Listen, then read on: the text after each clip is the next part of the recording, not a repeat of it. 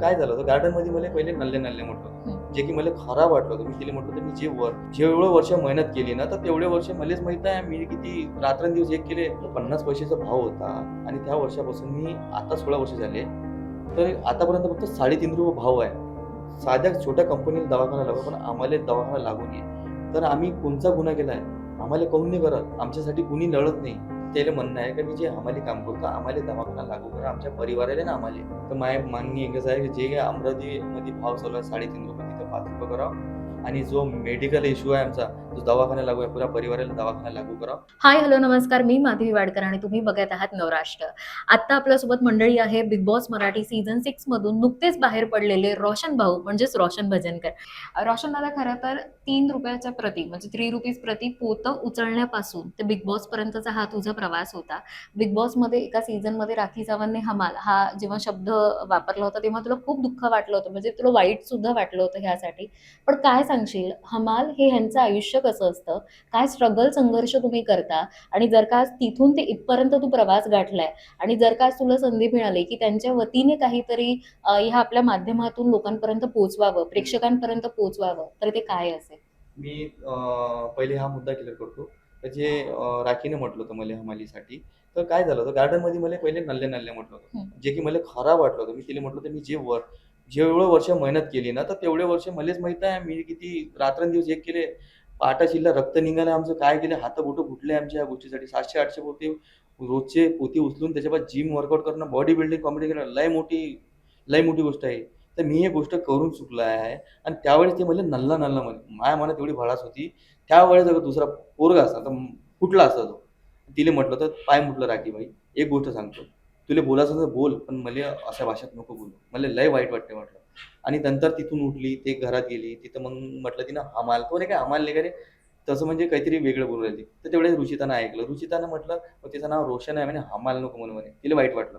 ती माझ्यासाठी स्टँड घेतला. मग माझ्याजवळ आली, रोशनना म्हणजे तुला असं म्हणून मी उठलो म्हणजे कारण की मलाच राग आला होता त्या गोष्टीचा. तर मला नल्ल्या म्हटलं म्हणून. म्हणजे असं तू म्हणू शकतो कोणाला नल्ल्या. मी काय तुम्ही पाहतच आहे बॅकग्राऊंड काय आहे, मी कुठून आलो काय? अचानक म्हणजे नल्ल्या बोलता. आणि मग तिथून गेलो. तिथं असं झालं मी म्हटलं, "पाय राखी तुझे 2 वेळा झालं." म्हटलं, "आता मी ऐकणार नाही." म्हटलं. पण विशाली म्हणे त्याला, "त्याचं नाव रोशन आहे, हमाल नाही. रोशन आहे, हमाल नाही." ते हमाल म्हणून चिडून राहिले ते.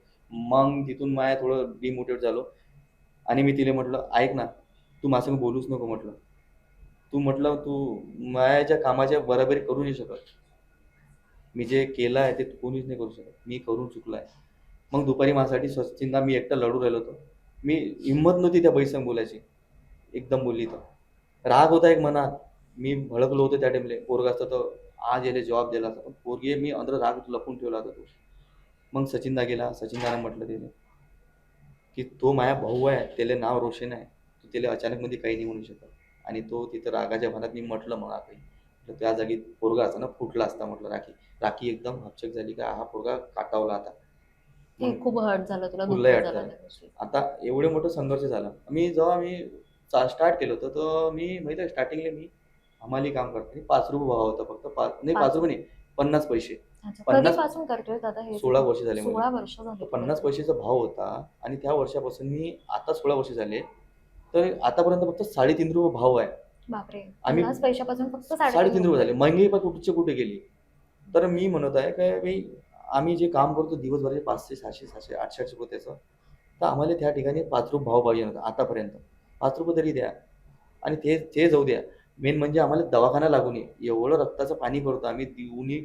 उन्हात काम करतो. शिमटाचे गोळे निघते आमच्या नाकातून, तोंडातून. चिमीट जाते पोटात. पण तरी बी आम्हाला दवाखाना लागू नये.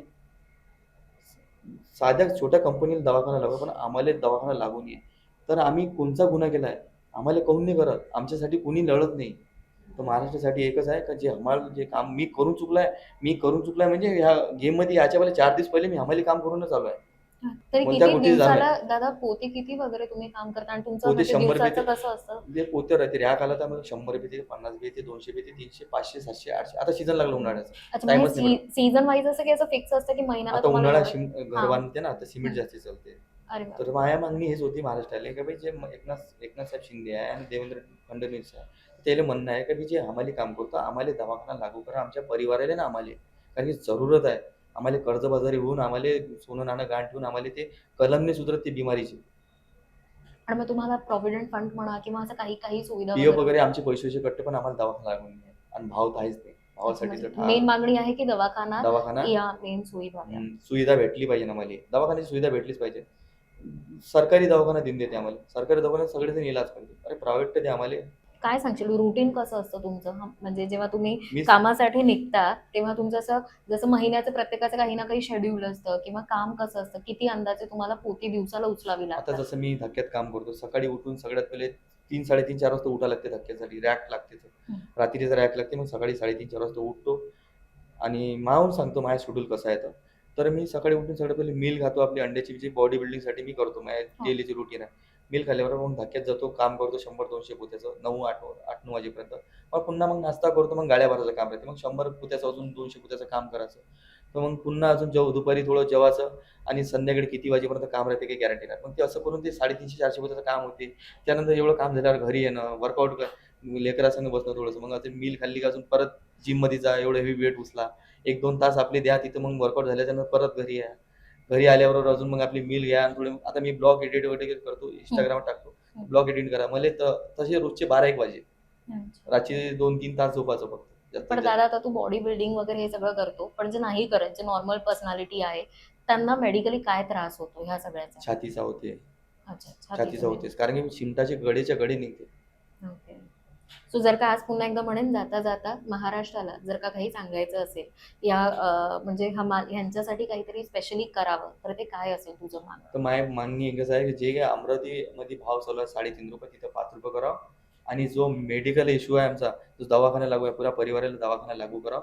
ही माझी मागणी आहे. छोटीशी मागणी आहे, जास्ती मोठी बी नाही आहे. दवाखाना तर कोणाला लागू होतेच छोट्याशा कंपनीत. तर आम्ही तर हमाली काम करतो. आम्हाला जरूर आम्ही पायातून लंगडे-लुले होते लोकं, म्हातारे होते तरी बी काम करते तिथं. हे जरुरी गोष्ट आहे. तर एवढी छोटीशी मागणी आहे एकनाथ साहेब शिंदेले आणि देवेंद्रजी फडणवीस. पण तर त्यांना मी म्हणतो की हे आमचा जो मुद्दा आहे हा याच्यावर काम करा आणि जाता-जाता जे हमाल लोक आहेत त्यांना एक खरंच मोटिवेट होऊन जाईल का नाही बाई कोणतरी हा मुद्दा उचलून काम केलं बाई.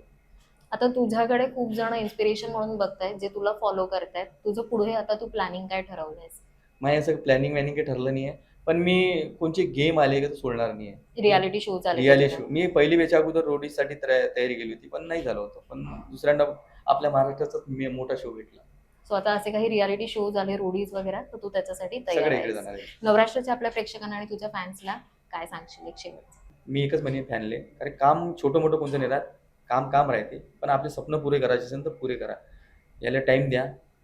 माझ्या लाईफचे 15-16 वर्ष दिले. तुम्ही बी तुमच्या लाईफचे द्या आणि ठामपणे उभे राहा. लोकं येणार तुमच्या लाईफमध्ये, हे काय करणार आहे, हे काय करू राहिला रे, फालतूगिरी, हे ते सगळे लोकं म्हणतील. पण जेव्हा सक्सेस होते ना, सक्सेसच्या बाद तेच लोकं तुम्हाला म्हणते ना, माझ्या गावातला माणूस, हा गावातला माझा हे आहे. ते तारीफ निघते ना, ती असली कमाई आहे. ठामपणे आपल्या जे करायचं आहे ते करा. पण काम नाही विसरायचं. काम छोटं-मोठं कोणतं नाही. माझं काम हमाली काम लपवलं नव्हतं. मी पब्लिकला खुलेआम दाखवलं.